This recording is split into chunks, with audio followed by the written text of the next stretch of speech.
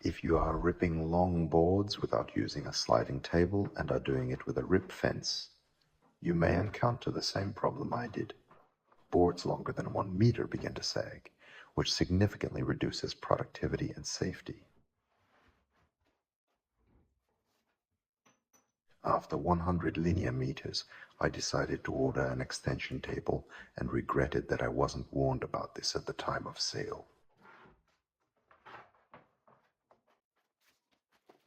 The table itself is assembled quite simply and quickly.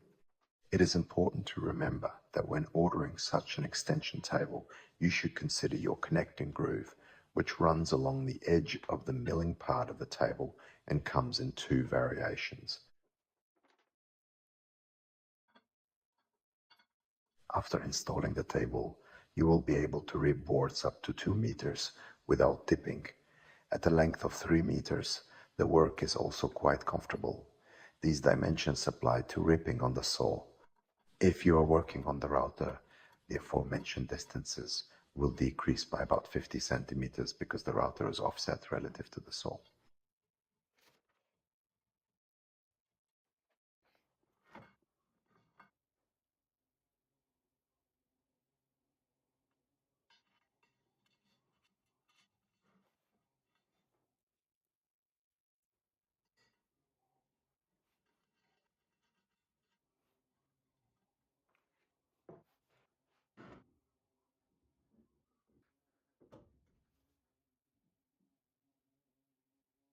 The convenience of the table is that it can be moved relative to the sliding table to a comfortable distance and very quickly removed if for some reason you don't need it.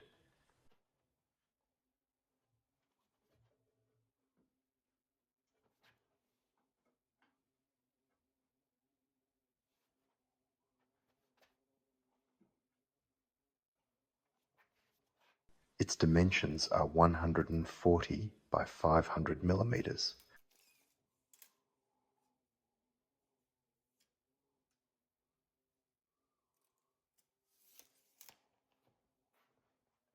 If you are ripping a wide board along the rip fence, it's important to remember that you will have to remove the power feeder if the board is wider than 27 centimeters. Otherwise, it will simply hit the feeder support column. And finally, one more unpleasant thing. If you are constantly ripping long boards and for some reason have to frequently change the height and angle of the milling spindle, you should set aside some money and order the electronic spindle height and angle control before purchasing. With the table attached, doing this manually becomes extremely difficult.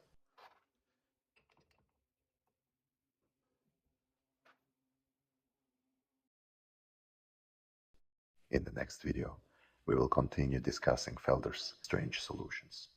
Up next is the Felder's dado blade.